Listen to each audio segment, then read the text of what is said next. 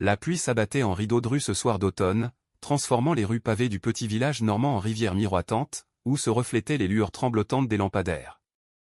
Stéphane Dubois se tenait dans la large baie ouverte de son modeste garage, observant la tempête s'intensifier tout en s'essuyant les mains sur un vieux chiffon. Ses cheveux sombres étaient humides de la sueur accumulée durant une longue journée de labeur, et son t-shirt gris portait les taches honorables d'huile de moteur et d'effort. L'odeur âcre du métal et du cambouis se mêlait à celle, plus fraîche et plus verte, de la terre normande gorgée d'eau. Il inspira profondément, un soupir de fatigue et de satisfaction mêlés. Chaque boulon serré, chaque moteur ramené à la vie était une petite victoire, une affirmation tangible de sa nouvelle existence, si éloignée de l'univers aseptisé des bureaux qu'il avait autrefois connus. Derrière lui, dans le petit bureau attenant au garage, son fils de 8 ans, Léo, était assis à un bureau usé, plongé dans ses devoirs. Une mèche de ses cheveux blonds cendrés lui tombait sur le front alors qu'il se concentrait intensément sur ses problèmes de maths, la langue tirée entre les lèvres. Son imperméable jaune vif, accroché à un crochet voisin, attendait patiemment leur trajet de retour à la maison, promesse de couleur dans la grisaille ambiante. Stéphane avait ouvert le garage du bois il y a 6 ans maintenant, peu de temps après que sa femme, Hélène, ait été emportée par un cancer foudroyant. La douleur était encore là, une braise sourde sous les cendres du quotidien, mais la présence de Léo, son énergie, sa curiosité insatiable, était le souffle qui l'empêchait de s'éteindre. Le garage n'avait rien d'extraordinaire. Les murs en parpaing étaient nus, les outils pendaient à des râteliers vieillissants, mais c'était un travail honnête. Surtout, cela lui permettait d'être là pour Léo d'une manière que son ancien emploi en entreprise, avec ses horaires à rallonge et ses voyages d'affaires incessants, n'aurait jamais autorisé. Certains jours étaient plus difficiles que d'autres, lorsque la solitude pesait plus lourd ou que les factures s'accumulaient. Mais ils avaient construit une vie ensemble, juste tous les deux, un cocon fragile mais solide, et cela suffisait amplement. Le son d'un moteur de voiture qui tousse, un bruit irrégulier et maladif, arracha Stéphane à ses pensées et ramena son attention vers la rue. Une berline élégante, une Peugeot 508 d'un gris anthracite lustré, chère et manifestement déplacée dans ce quartier populaire où les voitures étaient plus pratiques que prestigieuses, s'immobilisa juste devant son garage. De la vapeur s'échappait de sous le capot, et même de là où il se tenait, Stéphane pouvait deviner les voyants d'alerte qui devaient illuminer le tableau de bord en une constellation de mauvais présages. La portière du conducteur s'ouvrit, et une femme en sortit, se jetant courageusement sous le déluge. Elle devait avoir la fin de la trentaine. Ses cheveux blonds, coupés en un carré chic, étaient déjà en train de se gorger d'eau, collant à ses joues. Elle portait ce qui avait dû être un tailleur bleu clair impeccable, mais qui était maintenant assombri par la pluie.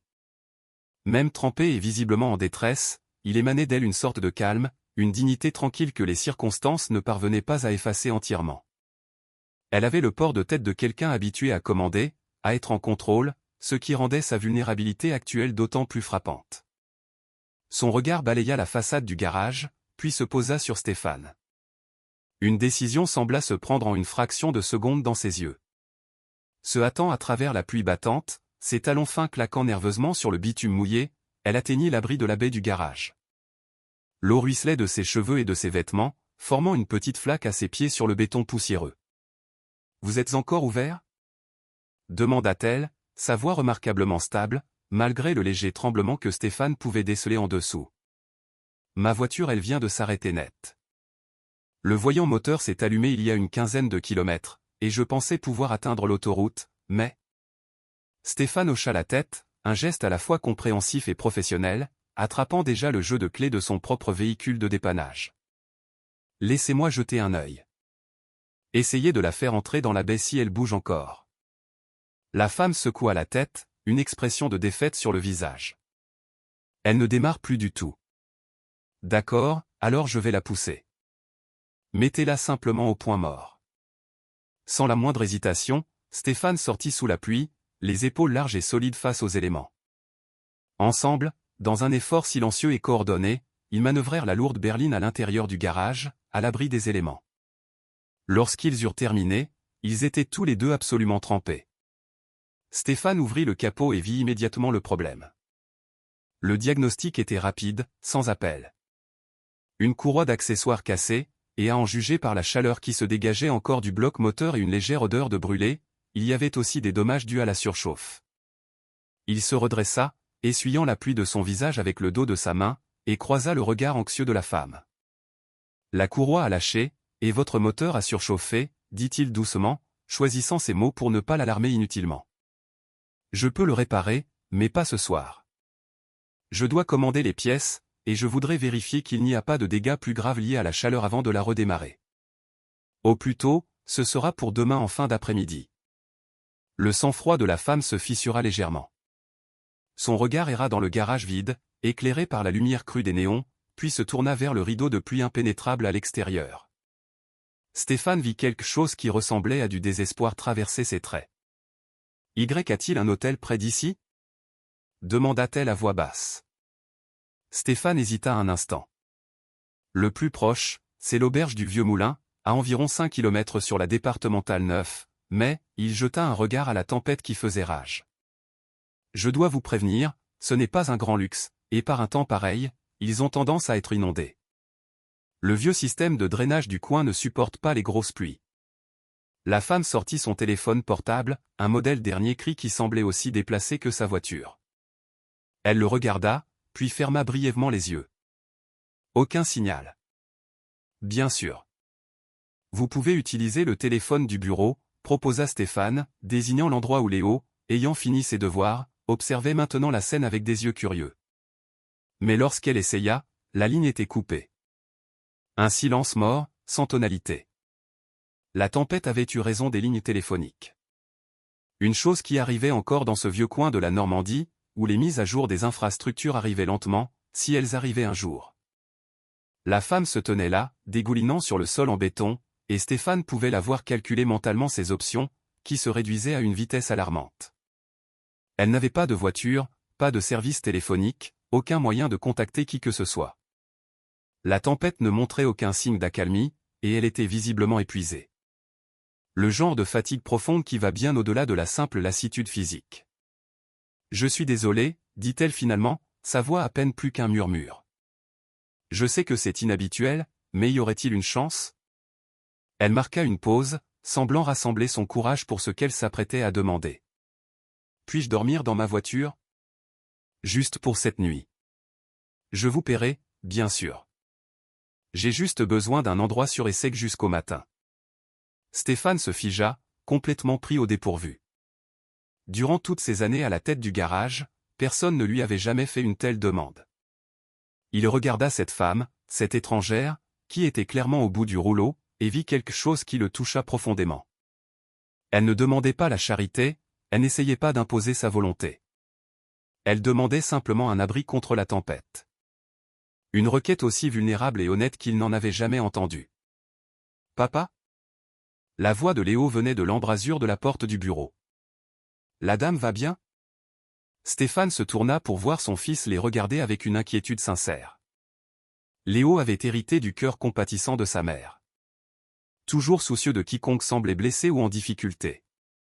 La femme réussit à esquisser un petit sourire pour le garçon. « Je vais bien, mon cœur. Juste un petit problème de voiture. » Stéphane prit une décision. « Léo, prends ton imperméable. On rentre à la maison, et puis je reviens. » Il se tourna vers la femme. « Je ne vais pas vous laisser dormir dans une voiture. Mon appartement est à 2 rues d'ici. C'est petit, mais il y a un canapé, et vous y êtes la bienvenue pour la nuit. Demain matin, on s'occupera de votre voiture et on vous remettra en route. » La femme le dévisagea, et Stéphane vit des larmes monter soudainement à ses yeux. « Je ne pourrai pas. Je ne veux pas m'imposer. » « Vous ne vous imposez pas, » dit simplement Stéphane. « Vous acceptez de l'aide. Il y a une différence. » Il tendit la main. « Je suis Stéphane Dubois. Et voici mon fils, Léo. » La femme prit sa main, sa poignée ferme malgré son état émotionnel évident. « Sandrine Lefebvre, dit-elle.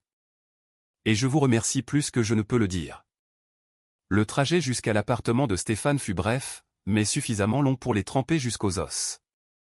Léo bavarda tout le long du chemin, imperturbable face à la pluie, demandant à Sandrine des détails sur sa voiture, d'où elle venait, et si elle aimait la pizza, parce que c'était son plat préféré. Sandrine répondit à ses questions avec une chaleur croissante. Une partie de la tension semblait quitter ses épaules alors qu'elle engageait la conversation avec le petit garçon sérieux et curieux. L'appartement de Stéphane était en effet petit, un T3 au-dessus d'une pharmacie, mais il était propre et chaleureux, avec ce genre de désordre confortable qui témoignait d'une vie bien réelle qui s'y déroulait. Des photos de Léo à différents âges ornaient les murs, ainsi que quelques clichés d'une belle femme que Stéphane avait manifestement aimée de tout son cœur. La salle de bain est au fond du couloir, dit Stéphane en posant ses clés. Il y a des serviettes propres dans le placard. Je vais mettre du café à chauffer, et Léo, trouve des vêtements secs pour notre invité. J'y vais. Léo fila dans sa chambre, revenant quelques instants plus tard avec un bas de survêtement et une vieille chemise de travail en flanelle de Stéphane. Ça devrait aller, annonça-t-il fièrement. Sandrine les accepta avec un sourire reconnaissant et disparut dans la salle de bain. Quand elle en ressortit 20 minutes plus tard, ses cheveux blonds séchés avec une serviette et son visage débarrassé du peu de maquillage que la pluie avait laissé, elle paraissait plus jeune et en quelque sorte plus réelle. La chemise trop grande et le survêtement auraient dû paraître ridicules, mais au lieu de cela, ils la rendaient accessible, humaine. Stéphane avait préparé du café et réchauffé des restes de gratin dauphinois. Ils s'assirent à la petite table de cuisine, Léo entre eux, et mangèrent dans un silence quasi confortable, seulement troublé par le son de la pluie contre les fenêtres et les observations occasionnelles de Léo sur sa journée d'école. Après que Léo eut été envoyé au lit, protestant avec sommeil qu'il voulait en savoir plus sur l'aventure de Sandrine, Stéphane et Sandrine s'assirent dans le salon avec de nouvelles tasses de café. La tempête continuait de gronder à l'extérieur, mais ici, elle semblait lointaine, une toile de fond plutôt qu'une menace. « Je devrais vous expliquer, » dit Sandrine doucement, berçant sa tasse entre ses mains. Je ne m'effondre pas comme ça d'habitude. Je dirige un cabinet de marketing à Lyon, Lefebvre et Associés. Nous avons 40 employés et des clients dans 3 régions. Elle eut un petit rire, un son doux et autodérisoire. Je suis censé être la personne qui a tout sous contrôle. Que s'est-il passé aujourd'hui? Demanda Stéphane avec douceur, sans la presser, lui offrant simplement l'espace pour parler si elle en ressentait le besoin. Sandrine resta silencieuse un long moment. J'ai reçu un appel ce matin de l'établissement de soins de mon père. Il a la maladie d'Alzheimer, et son état se dégrade rapidement. Ils m'ont dit de venir, que ce pourrait être ces derniers jours. Elle posa sa tasse de café, ses mains tremblant légèrement. Alors je suis parti immédiatement. J'ai conduit 5 heures pour arriver là-bas, et quand je suis arrivé, il ne savait pas qui j'étais. Il m'a regardé comme si j'étais une étrangère. Stéphane sentit son cœur se serrer de sympathie. Je suis désolé. Je suis resté toute la journée, espérant un moment de reconnaissance qui n'est jamais venu. Et puis j'ai réalisé que j'avais manqué une réunion d'affaires cruciale, une pour laquelle je me préparais depuis des semaines. Mon assistante n'arrêtait pas d'appeler, mais j'avais éteint mon téléphone. Quand je l'ai enfin consulté, il y avait des dizaines de messages.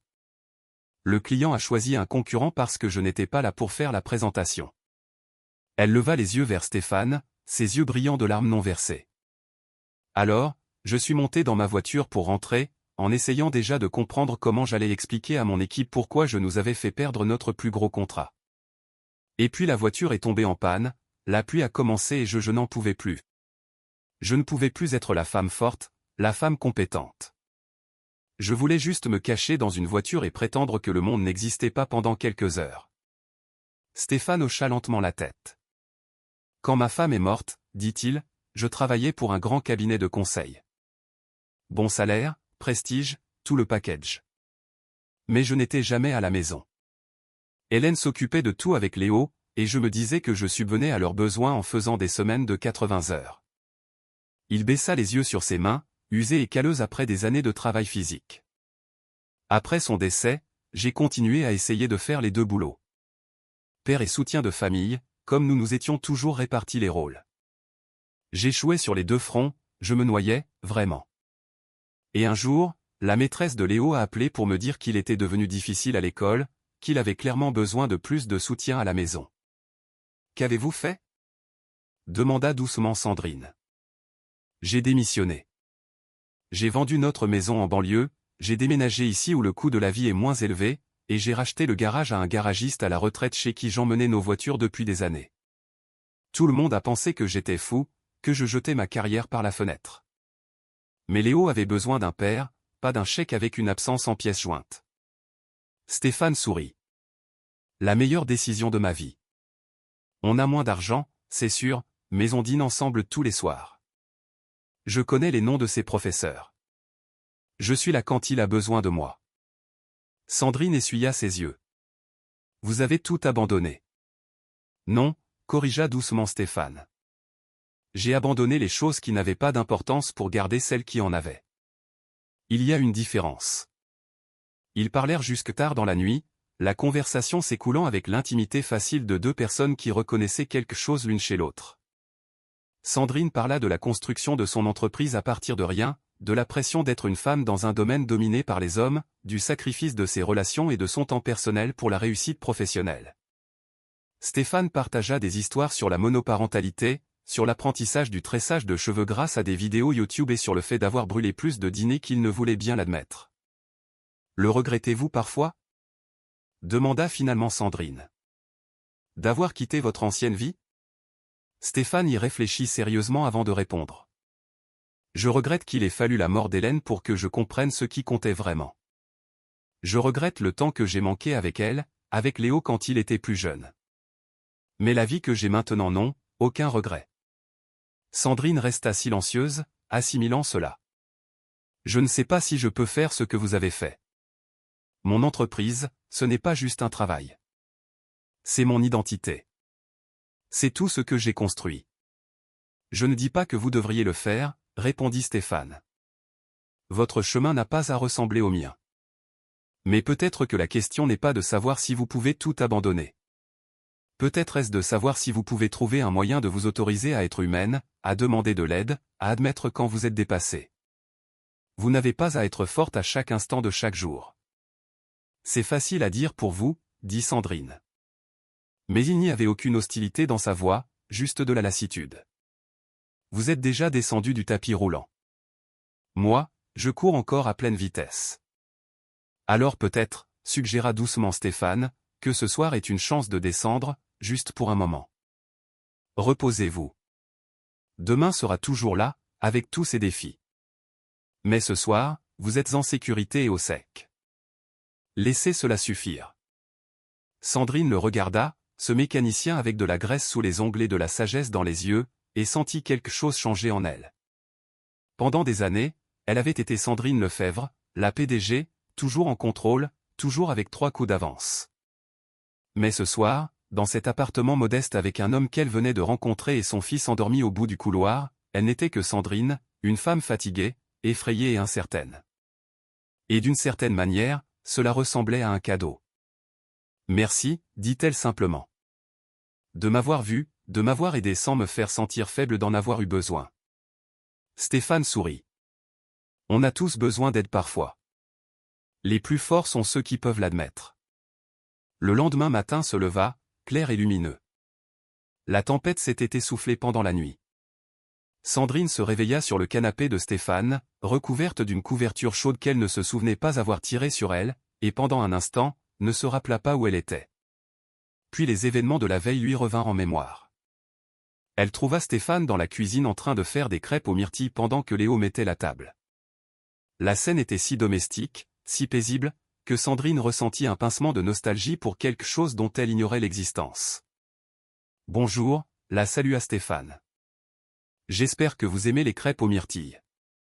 C'est la spécialité de Léo pour le samedi. » Ils prirent le petit déjeuner ensemble, Léo entretenant un flot constant de conversation sur son match de football de l'après-midi et le projet scientifique qu'il préparait.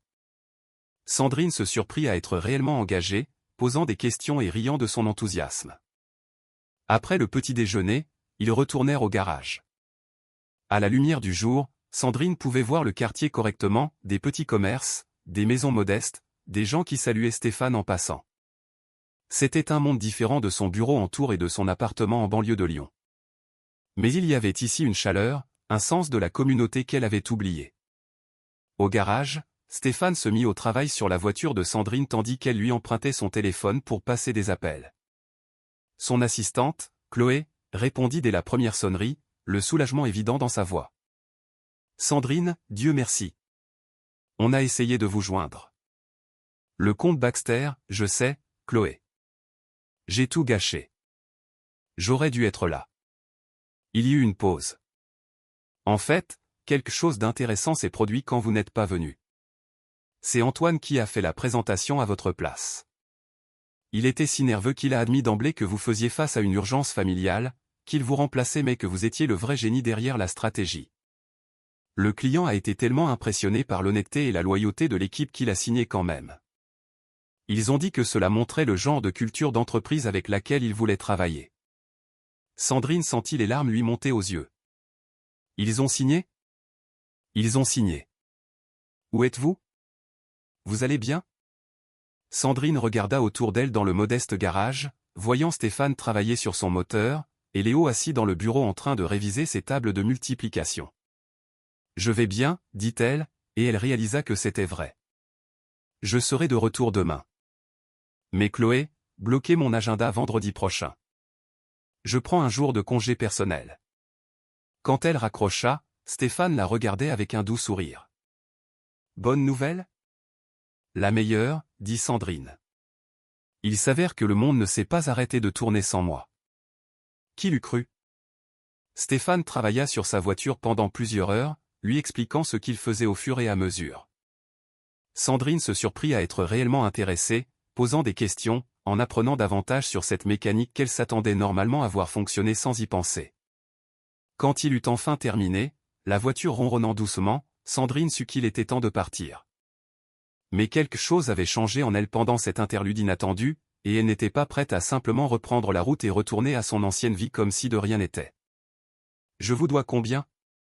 demanda-t-elle. « Pour la réparation et pour tout le reste. » Stéphane s'essuya les mains sur un chiffon. « Pour la réparation, 200 €. C'est le prix des pièces et de la main-d'œuvre. Pour tout le reste ? Rien. C'était juste être humain. » Sandrine rédigea un chèque de 500 €. Le supplément est pour le fonds pour les études de Léo, ou son équipement de football, ou ce dont il a besoin. Non négociable. Stéphane sembla vouloir protester, puis hocha la tête en signe d'acceptation. Merci. Ils restèrent là, maladroitement, pendant un moment. Deux personnes qui avaient partagé une connexion inattendue, mais qui ne savaient pas tout à fait comment se dire au revoir.